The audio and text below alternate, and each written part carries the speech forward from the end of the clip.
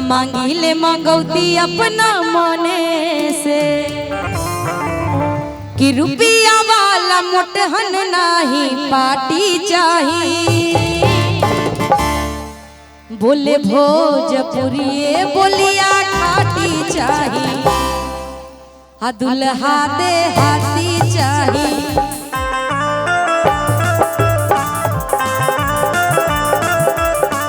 बोले भोजपुरी बोलिया खाटी चाहिए।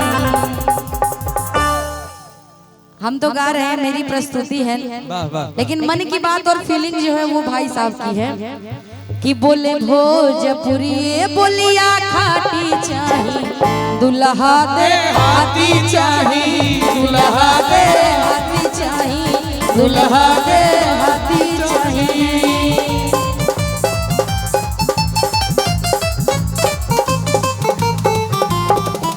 एक बार ताली बजा दीजिए। वाह वाह। अच्छा, मतलब जब बात आई हमारे संस्कृति और सभ्यता की तो सच में सब लोग झूम उठे। ये तो गलत है ना कि हमारी परवरिश हमारे देश में होती है और विवाह हम जाके अदर कंट्री में कर लेते हैं। ये मजनू भाई की तरफ से पुरस्कार हुआ। एक बार ताली बजा दीजिए सब लोग। क्या नाम है? मजनू भाई। मैं चाहूंगी एक बार इनके लिए जोरदार ताली बजा दीजिएगा। वाह वाह। आइए कुछ नए जो अभी के जमाने के जो गीत हैं उनको भी मैं प्रस्तुत करूंगी, क्योंकि यहाँ पे हमारे कुछ बुजुर्ग आदमी भक्तगण बैठे हैं। तो बड़ा ही सुंदर सा ये गीत है और खासकर बाबा भोलेनाथ जी के चरणों में।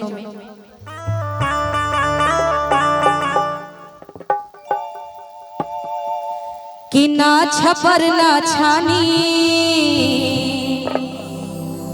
सब कहे घड़दानी, कि ना कुर्ता ना धोती जट बहे गंगा पानी, कि पिए लान गाजा खाले बेल पतिया हो डम डम, कि डम डम।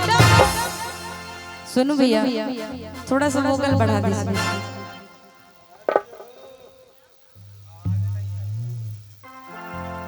कि ना छपर ना छानी सब कहे घड़दानी, कि ना कुर्ता ना धोती जट बहे गंगा पानी, कि पिए लाल गाजा खाले बेल पातिया हो डम डम, कि डम डम, कि डम डम डमरू बजावे ले हमार जोगिया हो डम डम, डमरू बजावे ले हमार जोगिया। ना छपर ना छानी सब कहे घड़दानी, ना कुर्ता ना धोती जट बहे गंगा पानी, पिए लाल गाजा खाले बेल पातिया हो डम डम, कि डम डम।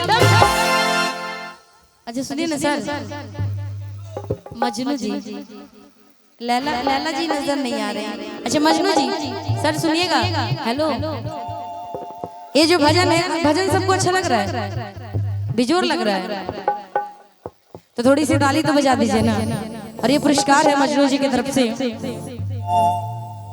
कि ना छपर ना छानी सब कहे घड़दानी, ना कुर्ता ना धोती जट बहे गंगा पानी, पिए लाल गाजा खाले बेल पातिया हो डम डम, कि डम डम, कि डम डम डमरू बजावे ले हमार जोगिया हो डम डम, डमरू बजावे ले हमार जोगिया। जय हो। और चाहेंगे थोड़ी सी इधर से भी ताली। सुमन भैया, सुमन भैया थोड़ी सी ताली हो जाए।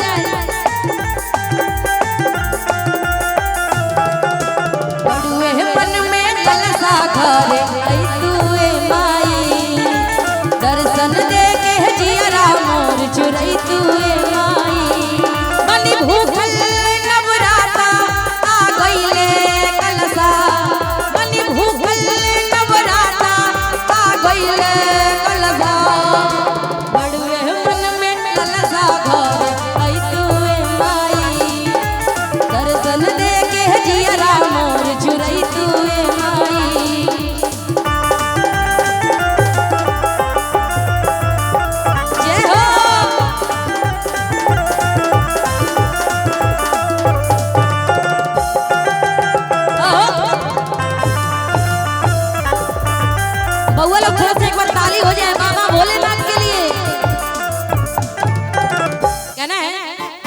उधर से थोड़ी सी ताली चलते रहेंगे कि बाबा अपने रे हाथे खुद भस्मासुर बनावे बनावे बनावे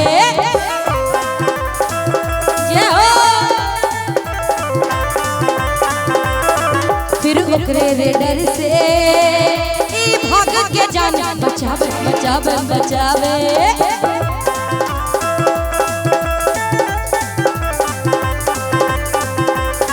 बाबा अपने रे हाथे खुद भस्मासुर बनावे फिर ओकरे रे डर से ई भाग के जान बचावे। भांग पी भुलाई रहत दिनो रातिया हो डम डम की डम डम। बाबा आपको भजन कैसा लग रहा है? थोड़ा सा ताली से प्यार मिलेगा सभी लोग। अच्छा इधर भरपूर ताली से प्यार मिल रहा है। कुछ बैचलर भक्तगण बैठे हैं वो ख्यालों में खोए हैं। कोई समस्या है? कोई समस्या नहीं है ना? अच्छा इनके लिए भी कि भांग पी भुलाई और हंसदी नो रातिया हो डम डम कि डम डम डामरू बजावे ले हमार जोगिया हो डम डम डामरू बजावे ले हमार जोगिया।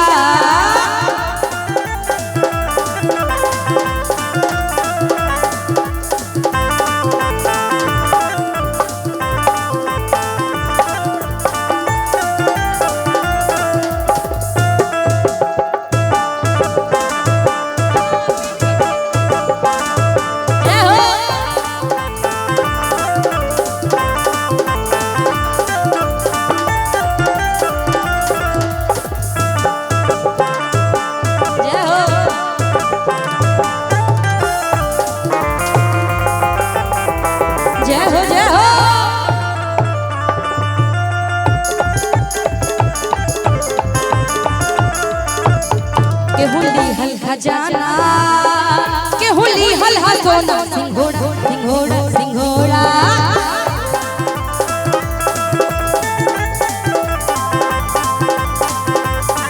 रवा गजब के बाबा हाथ लागल जहर कटोरा कटोरा कटोरा।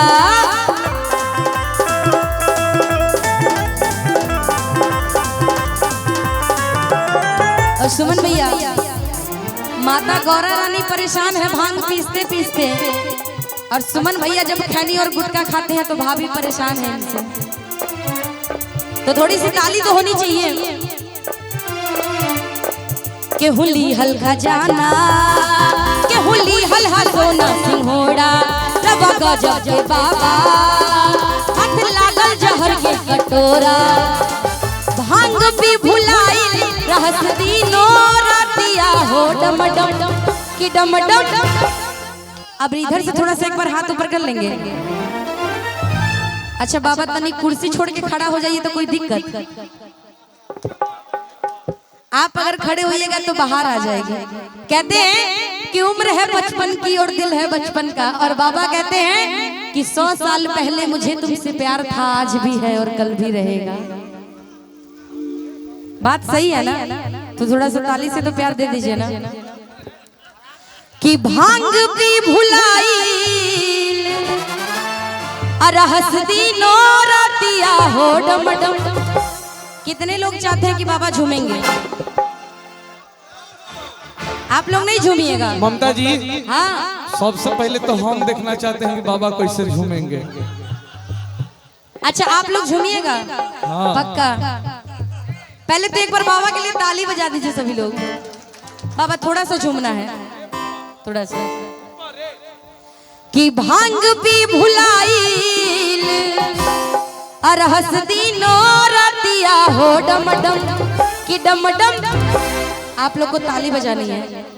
कि भांग पी भुलाई और हंसदी नो रातिया हो डम डम कि डम डम कि डम डम डामरू बजावे ले हमार जोगिया हो डम डम डामरू बजावे ले हमार जोगिया। जय हो। एक बार बाबा के लिए ताली हो जाए। ओ सुमन भैया थोड़ा सा डांस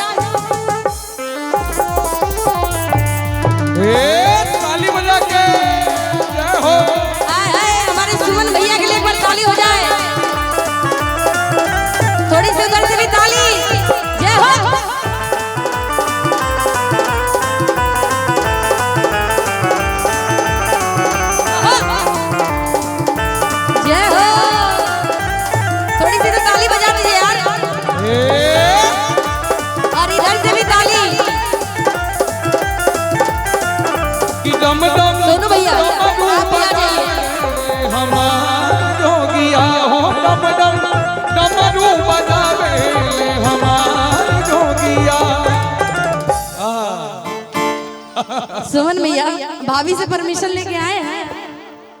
अरे एक बार सुमन भैया के लिए ताली हो जाए।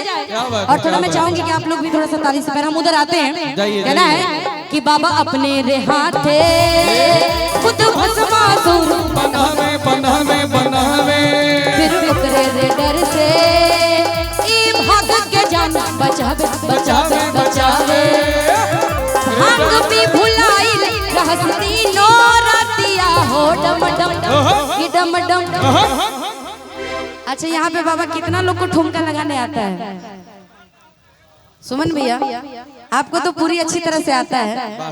कलाकार ना है भैया। सर आपको आता है? अच्छा पीछे आप लोग को आता है क्या ठुमका लगाना? तनका से। सुमन भैया इतिहास गवाह है कि वैसे केहू के नाचे आवे चाहे ना, लेकिन बियाह के बाद मेहरारू खूब नचावेली सर। ये बात सत्य बात 100%। सनी जी को तजुर्बा है। अच्छा हमारे मतलब सबसे पहले कि भांग भी भुलाई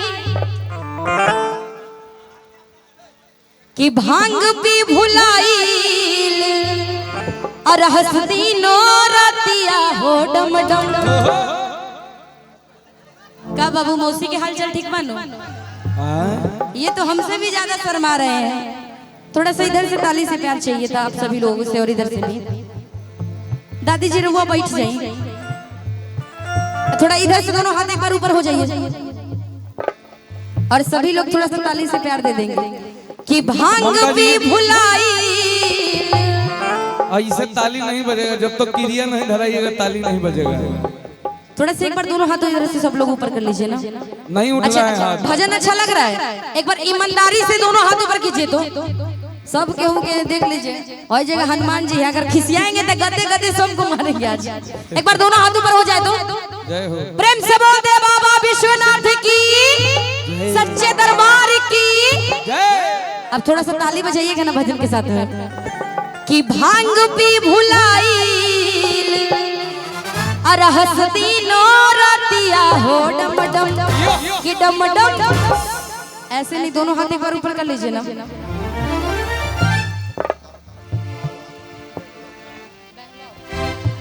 और ये पुरस्कार है 101 रुपए का पुरस्कार, अमन बाबा बेंगलोर जिनकी तरफ से 101 रुपए का पुरस्कार है। एक बार जोरदार ताली बजा दीजिएगा अमन बाबा के लिए। थोड़ा सा ताली बजा। अच्छा दोनों हाथ ऊपर कर लीजिए ना कि डम डम कि डम डम कि डम डम डमरू बजावे ले हमार जोगिया हो डम डम डमरू बजावे ले हमार जोगिया। बाबा हम जय हबिया बात ना भूलै हबिया तोहरा के कही समझाई। बाबा हम जय हबिया बात ना भूलै हबिया तोहरा के कही समझाई। किए चाचा ले ले अइहा हो, किए चाचा ले ले अइहा हो, चुनरी गाँव घर बटाई ऐसैया ले ले अइहा हो, चुनरी गाँव घर बटाई। बाबा हम जय हबिया बात ना भूलै हबिया तोहरा के कही समझाई। बाबा हम जय हबिया बात ना भूलै हबिया तोहरा के कही समझाई। और सर का गमछा देख के याद आता है कि बिहार का यही शान है कि भैया गमछिए से तो हम तो रंगदार लगते हैं। कि ये सैया ले ले अइहा हो, थोड़ा सा एक बार ताली से प्यार। चुनरी गाँव घर बटाई ए सैया ले ले अइहा हो, चुनरी गाँव घर बटाई। प्रेम से बोल दे सच्चे दरबार की। थोड़ा इधर से भी ताली हो जाए। जय हो।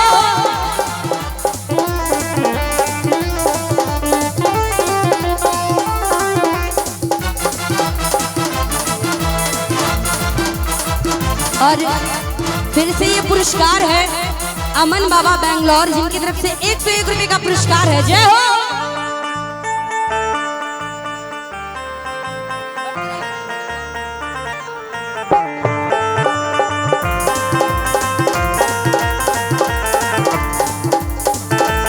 चाची जी तनी ताली हो जाए।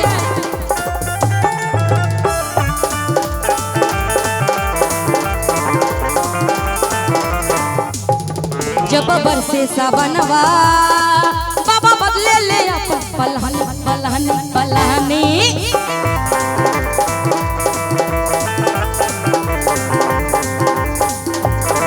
मन भावे न मोहरा तब देव घर बनल राजधानी हो धानी हो धानी। थोड़ा सा इधर से भी ताली। जब बरसे सावनवा बाबा बदले ले अपन पलानी। मन भावे न मोरा तब देव घर बनल राजधानी। दोसरे के माया में मरा ले मोतिया हो डम डम कि डम डम। कहते हैं कि बाबा भोलेनाथ बड़े ही भोले बड़ी दानी है। इतनी खूबसूरत सी लंका उन्होंने रावण को दान में दे दी। और सच्चे मन और श्रद्धा से अगर भोलेनाथ की कोई पूजा करे तो उन्हें वो सब चीज मिलता है जिनकी वो कामना करते हैं। तो थोड़ा सा इधर से ताली हो जाए एक बार। वाह वाह क्या बात है कि दोसरे के माया में मरा ले मोतिया हो डम डम। और चाची जी आप जिनके दरबार पे बैठी हैं वो भोलेनाथ के रुद्र अवतार हनुमत जी हैं। तो उनका दोनों से कनेक्टेड है। तो एक बार दोनों हाथ ऊपर कर लीजिए सभी लोग। कि भांग पी भुलाई और हंसती नो रातिया हो डम डम कि डम डम कि डम डम डामरू बजावे रे हमार जोगिया हो डम डम डामरू बजावे रे हमार जोगिया। और कहना है थोड़ा इधर से दोनों हो एक बार ऊपर हो जाए। किसी को भांग का नशा है मुझे तेरा नशा है तेरा नशा है तेरा नशा है। किसी को भांग का नशा है।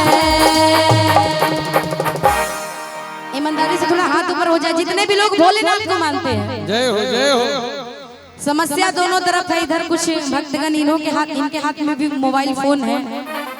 उधर हमारी बहनें बैठी हैं। एक ही लाइन मन में याद आती है कि जाना है कवरियन के पीछे बलम कोई फोटो न खींचे। बाबा कहा जाता है कि शादी के बाद एक लड़की के लिए उसका पति सब कुछ। और जब भोलेनाथ की नगरी जाती है वो बहुत ही भीड़ है तो थोड़ी सी घबराहट है। तो कहना है कि जाना है कवरियन के पीछे बलम कोई फोटो न खींचे।